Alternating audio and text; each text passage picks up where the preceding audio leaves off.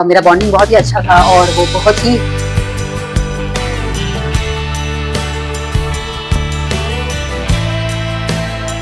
तो उस कैरेक्टर में ढल जाना, उसके उस कैरेक्टर को जीना, वो बहुत ही मतलब बहुत चैलेंजिंग था और बहुत डिफिकल्ट भी था वो। मैंने सोचा कि बस करना है, क्योंकि जब मैं स्क्रिप्ट पढ़ती हूँ आज भी ऐसा है कि hello, this is your reporter Shweta और आप मुझे देख रहे हो ईबर्ड्स इंडिया पर। आज हमारे साथ एक ऐसी एक्ट्रेस बैठने जा रही है। उनके साथ उन्होंने पिछले मूवी में, पिछले प्रोजेक्ट में अपना काफ़ी दिल छू लिया था लोगों का। So Sheetal, how are you? I am good, thank you so much. Firstly आप ताली में नजर आई हमें सुष्मिता सेन के साथ स्क्रीन शेयर करते हुए। तो हाउ वाज दैट फीलिंग?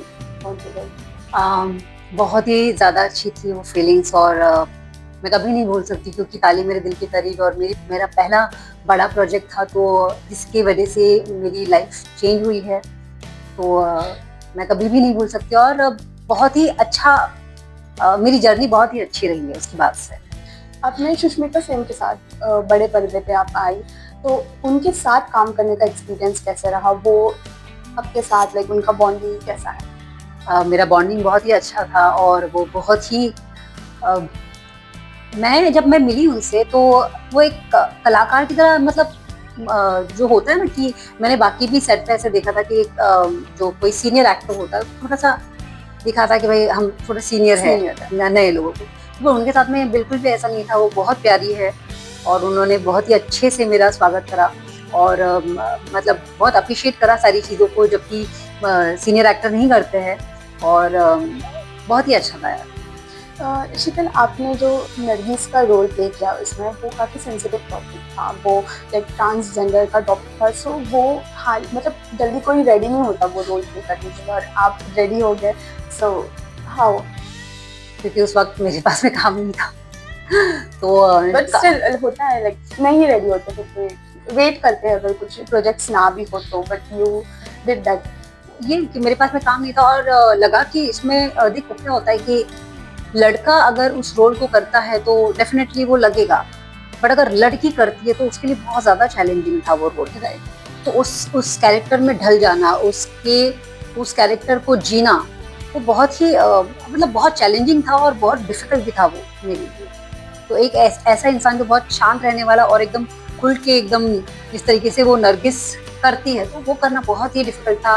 एक डांस कैसे चलता है, बातें करता है, गालियाँ कैसे देता है, बहुत सारी चीजें होती है। डिटेलिंग पे काम करना वो डिफिकल्ट हो जाता है एक एक्टर के लिए, लेकिन एक्टर है उनको करना पड़ता है। जब तक आप डिटेलिंग में काम नहीं करोगे तब तक ऑडियंस को कैसे अच्छा लगेगा।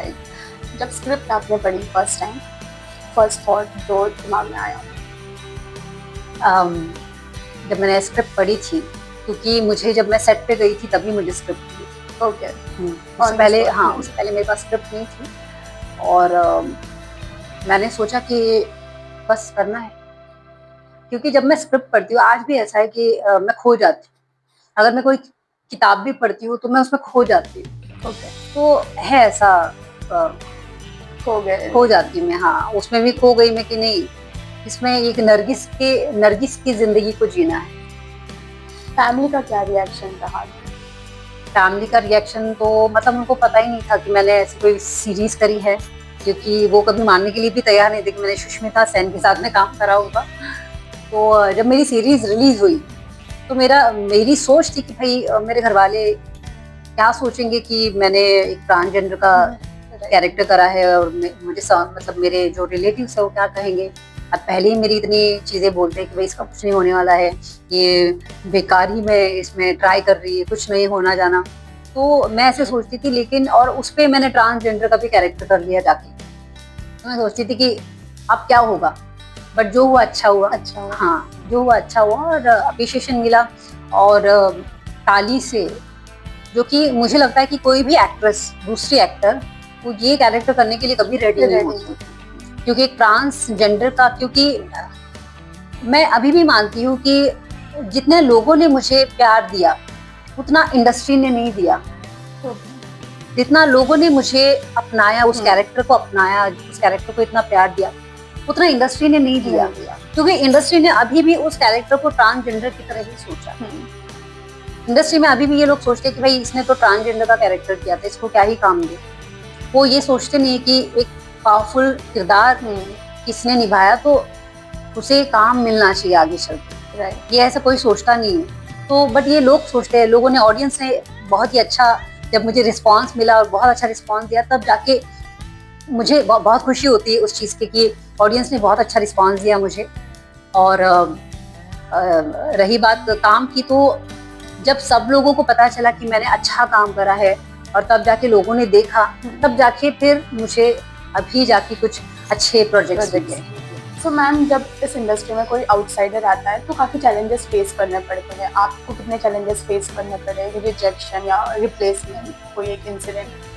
एक नहीं, बहुत से हैं। मतलब इंडस्ट्री में जब तक आपको रिजेक्शन नहीं मिलेंगे, आपको मतलब कोई रिप्लेस नहीं करेगा, तब तक तो मज़ा ही नहीं है ना इंडस्ट्री में। मतलब आपके अंदर तभी वो बात आती है। आप तब तक कहते हैं ना कि एक जौहरी जो मतलब जो सोना होता है, उसको जब तक हम तपाते नहीं है, हम उसको मतलब गर्म नहीं करते हैं, भट्टी में जलाते नहीं है, तब तक वो निखर के नहीं निकलता। तो इसलिए यही हमारी इंडस्ट्री का भी रूल है कि हम जब तपते हैं, जैसे कि रिजेक्शन मिला, भाई थोड़ा सा तो लगेगा ना कि रिजेक्शन क्यों मिला, बट उसको अच्छे पॉजिटिव वे में हम जब लेते हैं कि रिजेक्शन क्यों मिला, तो हमको हमारी कमियों पे काम करना बहुत जरूरी होता है, हमें हमारे क्राफ्ट पे काम करना बहुत जरूरी है। तो हमारे लिए वही परखना है। तो जब तक हम वो सारी चीजों से नहीं गुजरेंगे, तब तक वो एक अच्छी चीज का मजा हम नहीं ले सकते, उसे हैंडल नहीं कर सकते। इसलिए रिजेक्शन और रिप्लेसमेंट बहुत जरूरी है इंडस्ट्री में, हर चीज में। बट कहीं ना कहीं ऐसा होता है कि आर्टिस्ट जो स्टार किड होते हैं, उनको कहीं ना कहीं अपॉर्चुनिटी मिल जाती है और जो एक्चुअल टैलेंट है वो कहीं ना कहीं पीछे रह जाता है। सो इस पे आपको क्या कहना है? वो देखो, वो उस प्रिविलेज से ही वो आए हैं, है ना। वो उनको, और मेरा मानना है कि वो उनको मिलना भी चाहिए, क्योंकि उनके जो मदर फादर है, जो स्टार किड है, वो उनके मतलब वो प्रिविलेज ही आए हैं, वो उनको मिलता है वो। लेकिन जो बाहर से आया है, उनको तो लोग नहीं जानते ना, नहीं जानता।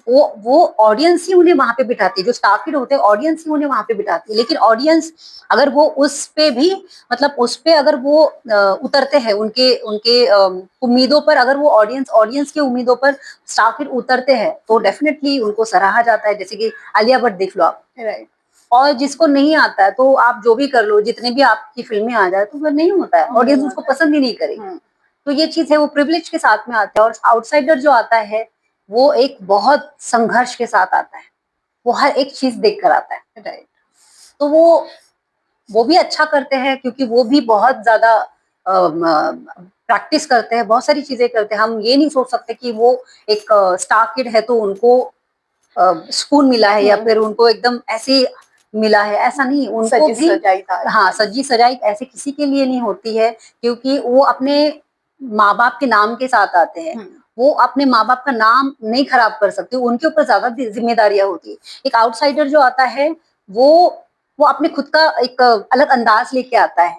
तो ये दोनों चीजें बहुत अलग है, दोनों चीजों को नहीं जोड़ना चाहिए, क्योंकि हमारी डेस्टिनी में लिखा हो तो डेफिनेटली अच्छा काम मिलेगा। ये है कि उनको जल्दी मिलता है, हमें थोड़ा लेट मिलता है, लेकिन मिलता जरूर है। अगर आपके अच्छा काम है तो डेफिनेटली आपको काम मिलेगा, उसमें कोई दो राह नहीं है। आपका बचपन भी काफी थोड़ा स्ट्रगलिंग रहा है एक्टिंग को लेके, सो उसके बारे में क्या कहना है? कब आपको ऐसा लगा कि मुझे एक्टिंग करनी है, मुझे एक्टिंग में जाना है?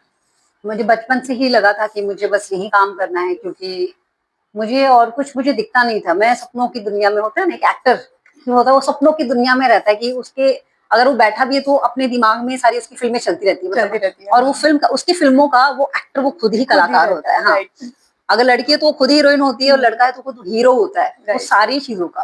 तो एक कलाकार का ऐसा होता है कि वो अपनी दुनिया में ही रहता है। तो मेरी लाइफ में भी यही था कि मैं अपनी दुनिया में ही मगन रहती थी, कि बस मैं ही मैं हूँ, और मैं अपने आप को देखती रहती थी, सारी चीजें तो था ये। लेकिन जब इंडस्ट्री में कदम रखा, तो पता चला कि भाई ये चीजें भी जरूरी है, ये भी करना है, वो भी करना है, लैंग्वेज भी बहुत जरूरी है, हिंदी भी जरूरी है, इंग्लिश भी जरूरी है। सारी चीजें तो पहले पता नहीं थी मुझे, तो यहाँ पे आने के बाद में पता चला।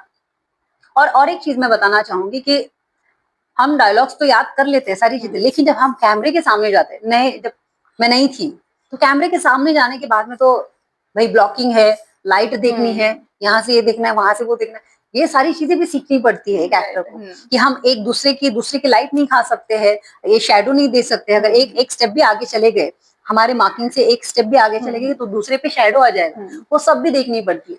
तो वो ब्लॉकिंग एंड ऑल सारी चीजें सब पे काम करना पड़ता है, वो बहुत जरूरी है, तो सब करा। जब लाइक इंडस्ट्री में आए तो आपने जैसे बोला लैंग्वेज बैरियर बहुत हुआ, बिकॉज मराठी बैकग्राउंड से, मराठी मीडियम से, तो कभी मराठी इंडस्ट्री में ट्राई नहीं किया आपने? मेरी मराठी भी बहुत वर्स्ट है एक्चुअली, क्योंकि बहुत टाइप की मराठी होती है। तो जो हमारी मराठी है वो सोलापुर की, आपने अगर सैराट देखी होगी तो उसमें जो मराठी थी वो हमारी बेस लैंग्वेज है। ओके। तो अगर मैं मराठी इंडस्ट्री में भी, मैंने ऐसा नहीं कि नहीं ट्राई किया, लेकिन उनकी मराठी और मेरी मराठी में बहुत फर्क था, तो वहां पे भी मुझे नहीं मिला था काम। अच्छा, ये था। तो मैंने सोच लिया कि नहीं, मुझे हिंदी में ही काम करना है और मुझे ये लैंग्वेज सीखनी है। So, यहाँ पे आने के बाद कितना चेंजेस करना पड़ा? क्या आपने ट्रेनिंग ली या फिर खुद ही बोल बोल के प्रैक्टिस की? नहीं, मैंने ट्रेनिंग ली और मैंने प्रैक्टिस भी, क्योंकि सिर्फ ट्रेनिंग से नहीं होता है, आपकी सेल्फ प्रैक्टिस भी बहुत जरूरी है उस चीज के लिए। तो मैंने प्रैक्टिस बहुत करी, बहुत ज्यादा प्रैक्टिस करी, मतलब कह रही हूँ ना 10 साल लग गए पहुंचने के लिए। मैम अभी आप यहाँ पे भी जाने वाली थी केदारनाथ, और वो इंसिडेंट हो गया जहाँ पे लाइक हेलीकॉप्टर का भी सीन हो गया, तो आप कितना बिलीव करती हो गॉड पे? क्योंकि आपने एक दिन पहले शायद कैंसिल कर दिया टिकट्स, तो वो स्टोरी, वो कहानी क्या है? हुआ ये कि सारी टिकट सब कुछ बुक था और हम 7 लोग जा रहे थे, जबकि वो हेलीकॉप्टर में भी 7 ही लोगों की, उसमें 2 बच्चे भी थे, तो हम 7 ही लोग जा रहे थे। और मैं पहली बार जाने वाली थी केदारनाथ, जबकि मैं कभी नहीं गई। मेरा बहुत मन था कि मैं जाऊंगी, क्योंकि मैं बहुत शिव भक्त हूँ मैं। तो मैंने सोचा कि मम्मी की तबीयत खराब हुई, मैंने सोचा यार बाबा शायद नाराज है मुझसे, मेरे से कोई गलती हो गई, मैं अपने में ही सोच रही थी कुछ तो हुआ होगा, या मुझे नहीं बुलाया, मेरा ये बुलावा नहीं था शायद। तो जब दूसरे दिन मैंने सोचा मम्मी की तबीयत ठीक हो जाएगी, चले जाएंगे हम, क्योंकि शाम की फ्लाइट थी, और 13 तारीख का, फिर 15 का हमारा ये था, टिकट था हेलीकॉप्टर का। तो उसके बाद में मैंने सोचा कि हो जाएगा, चले जाएंगे हम। लेकिन मेरी मम्मी की तबीयत में सुधार नहीं आई, और नहीं आने की वजह से वो नहीं हो पाया, टिकट सब कैंसिल हो गई, सारी चीजें कैंसिल हो गई। और कैंसिल होने के बाद में जब मैंने देखा कि जो हम हेलीकॉप्टर में हम फ्लाई करने वाले थे वो तो क्रैश हो गया, सेम वही, और 7 लोग। वाह। तो मैं ये सोचती हूँ, मैं ये मानती हूँ कि, और मैं चमत्कार ही समझूंगी इस चीज को, कि अगर मैं जाती तो शायद, लेकिन क्या होता है कि ये जिंदगी है और हर किसी को एक ना एक दिन जाना है, ये तो बहाना है कि हम किस चीज से हमारी मौत आनी है, किस चीज से हमें जाना है, वो नहीं, हम खुद नहीं वो डिसाइड कर सकते। तो ये एक बहाना है मौत का। तो अगर मेरा टाइम होता तो डेफिनेटली मैं उसी में होती, राइट, उस हेलीकॉप्टर में। तो ये मैं ऊपर वाले का धन्यवाद करूंगी कि, और ये मैं इसको चमत्कार भी समझूंगी, और मैं बहुत ज्यादा फेथ रखती हूँ। राइट। सो मैम आपके आने वाले अपकमिंग प्रोजेक्ट्स क्या है? मेरे आने वाले प्रोजेक्ट्स है, बट मैं उसको डिस्क्लोज नहीं कर सकती हूँ, क्योंकि बहुत क्राइटेरिया होता है, तो नहीं कब बोल सकते हम। लेकिन हाँ, मैं अच्छी प्रोजेक्ट कर रही हूँ, क्योंकि काफी लंबा समय हो गया मेरे दर्शकों के लिए भी, और मैं एक अच्छा ही मैसेज के साथ में आऊंगी, जैसे कि मैं ताली में भी आई थी, वैसे एक दमदार रोल के साथ में मैं अपने दर्शकों को देखूंगी। मैम फैमिली में सब एक्टिंग के अगेंस्ट थे आपके, जैसे आपने बताया, एक कोई जिन्होंने आपको सपोर्ट किया आगे बढ़ने के लिए? मेरी दादी मुझे करती थी बचपन में, दादी बचपन में करती थी, फिर जैसे बड़े हुए तो फिर दादी नहीं थी, चल बसी मेरी दादी बेचारी, अभी उनकी आत्मा को शांति दे भगवान। लेकिन मेरी दादी बहुत मुझे सपोर्ट करती थी। उन्होंने काफी सपोर्ट किया आपको। इंडस्ट्री में किसे देख के एक्टिंग में आई आप inspiration, idol? Shahrukh Khan.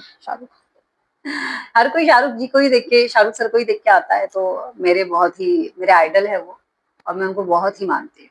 So of course उनके साथ आपको काम भी करना होगा, बकेट लिस्ट में टॉप पर डेफिनेटली, मतलब मुझे कोई भी कैरेक्टर देते मैं डेफिनेटली करूंगी उनके साथ में। तो उनके अलावा और कोई 2 नाम जिनके साथ आपको करना है? बस मैं तो ये कहूंगी भाई, जिसके साथ काम मिल जाए मुझे। अभी तो क्या होता है कि एक्टर को हर किसी के साथ, अभी हम जिस इंडस्ट्री में, आपको हर किसी के साथ में काम करना है, और हर टाइप के रोल करने, हर टाइप का कैरेक्टर करना है आपको, तो आपको रेडी रहना है हर चीज के लिए। राइट। सो ऐसे कोई दो अभी नहीं है? नहीं, अब सभी के सबके साथ। साथ में करूंगी, मैं सबके साथ में। मैम जाते जाते पूछना चाहूंगी कि आपने काफी स्ट्रगल किया है लाइफ में, और स्ट्रगल करने के बाद अभी आप एक पोजीशन अचीव करके आप यहाँ पे बैठे हो। सो जो स्ट्रगलिंग आर्टिस्ट है, स्ट्रगलिंग अभी जो भी स्ट्रगल कर रहा है, उनके लिए आपको क्या कहना है? ये कि आप प्रयास करते रहो लाइफ में, और गलत चीजों में मन ना पड़ो, और मेहनत करो, काफी मेहनत करो, अपने क्राफ्ट पे काम करो, जो कि बहुत जरूरी होता है। लोग अपने हर एक चीज पे काम करते हैं लेकिन क्राफ्ट पे काम नहीं करते, तो सबसे पहले अपने क्राफ्ट पे काम करो। और हम सोचते हैं ना कि हम नहीं, हमको हीरोइन ही बनना है, हम लीड एक्टर ही करेंगे काम, तो ऐसा नहीं है। आप आपको जो काम मिलता है आप काम करो, आप धीरे धीरे ही करके एक एक स्टेप चढ़ के ही आप अपने रास्ता चुनोगे, अच्छा रास्ता जो होगा वो चुनोगे। तो आप प्रयास करते रहो, और किसी भी चीज को छोटा बड़ा मत समझो, और काम करो बस। Thank you so thank you so much. Much, thank you.